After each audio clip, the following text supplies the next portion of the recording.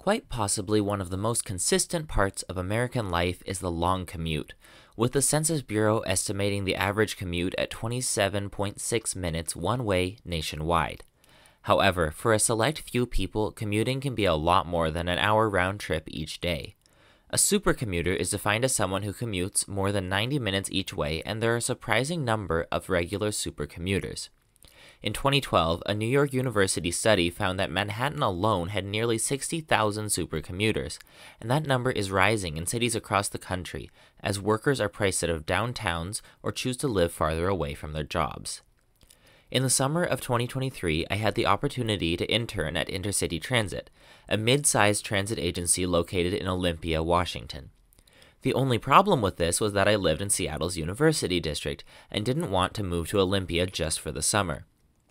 This meant that I had an insight into the world of supercommuters, and my once or twice weekly ventures into the office taught me a lot about taking long-distance trips on a regular basis. To make things even more interesting, this was during my Car-Free 23 challenge, so I made the entire trip by transit. The commute was about 3 hours each way, but instead of talking about it in voiceover, let me show you what it was like on a typical day.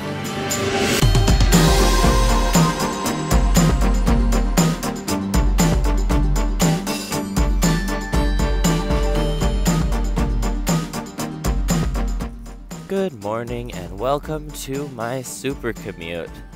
It is 5:45 in the morning and I am walking to the Link Light Rail to get to downtown Seattle. I currently live in Seattle's University District and I work in Washington State's capital city of Olympia at Intercity Transit, which is the transit agency for the greater Olympia area. My commute overall takes 3 hours and is entirely by public transit. The first step of which is to get to downtown Seattle so I can catch my bus further south.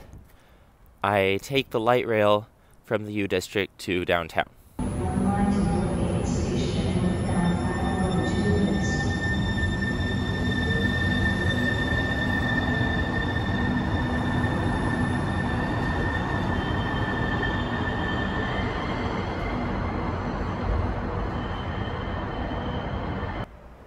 It's now 6:15 a.m. and I've arrived in downtown Seattle just as the sun is coming up.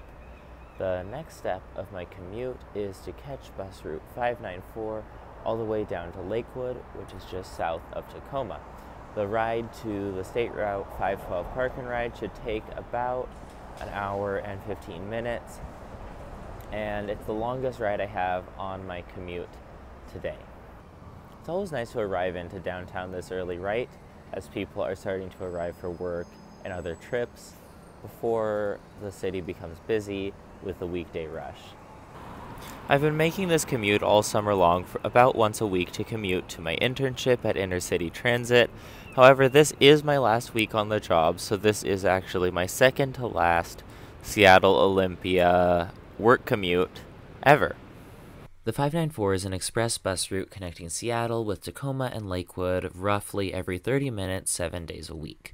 It's a pretty long ride, taking well over an hour end to end, so long in fact that during my commute, the sun came up the rest of the way. So I've just made it to the State Route 512 park and ride in eastern Lakewood. We're just south of Tacoma in one of Tacoma's suburbs, and now I have about a 30-minute connection to my Route 620 bus all the way down to Lacey, which is one of Olympia's eastern suburbs. The 620 is a really interesting route because it's all that's left currently of the Olympia Express service, which is Intercity Transit service into Pierce County, which is where I am now, from Thurston County, which is where Olympia is.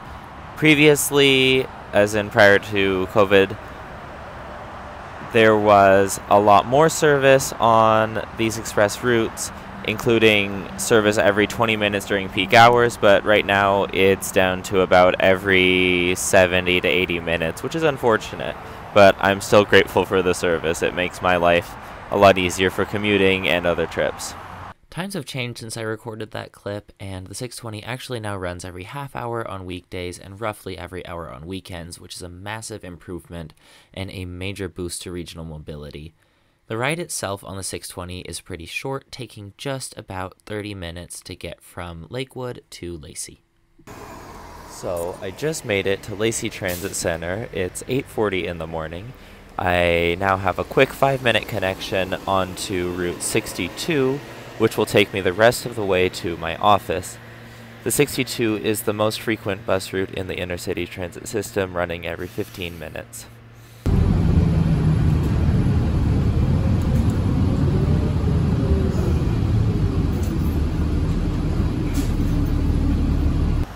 It's now just a few minutes before 9 a.m. and I have made it to Inner City Transit headquarters at Patterson Street in Olympia.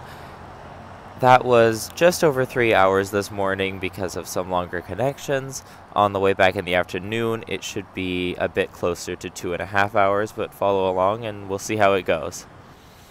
I think one of the best parts of this commute is the cost. I just traveled a bit over 60 miles to get here and only paid $3.25 for it. Inner City Transit is fare free, which was my last two buses, the 620 and the 62B. However, I did have to pay for Sound Transit, which cost $3.25 to get from Seattle to Lakewood, which I think is a pretty good deal considering it was about 40 miles. I then headed into the office and got to work for the day. I had a variety of tasks at Inner City Transit throughout the summer, and I won't get into too much detail here, but I had a lot of fun at my internship and really enjoyed the work I did, which included service restoration for a bus route that got suspended during COVID, as well as some archival and organizational work around the office. I found it very fulfilling and very helpful for my understanding of transit, especially from the inside perspective. I stayed a little bit late at work today. It's now about 6:30 p.m. and it's time to head home. I'm going to be catching the 62 out to Lacey Transit Center. I really do love working along the 62, or in general just a frequent bus service. It makes it really convenient for if my plans change for any reason, or if I want to, say, grab lunch downtown. It's only a 15-minute bus ride away. It just makes working here really, really easy and convenient, and is one of the reasons that I love high-frequency transit.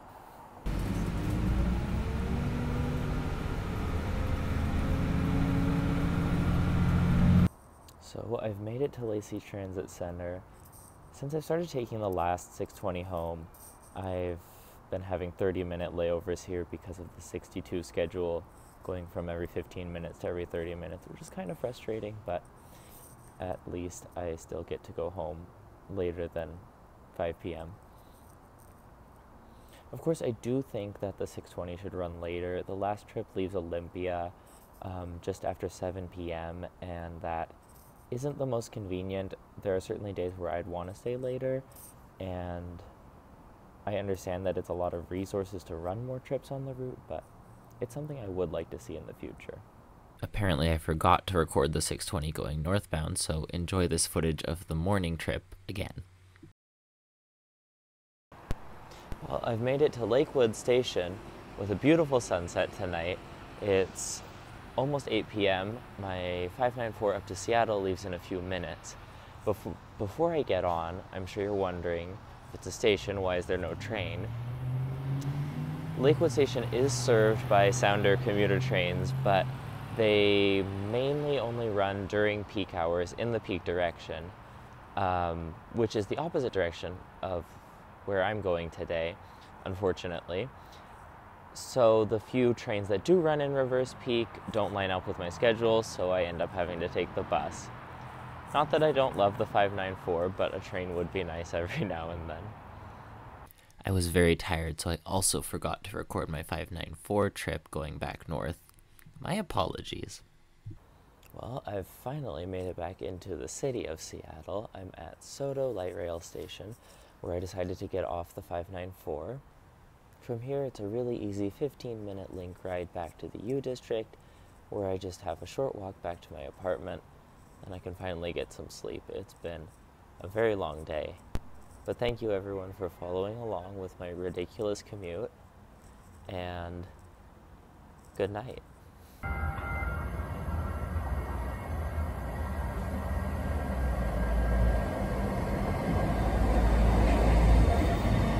Next stop, Stadium. I actually have a lot of thoughts about supercommuting from my own experience to how it's become popular, and I don't think I can fit it all into this video, so stay tuned for a part 2 of this video coming very soon.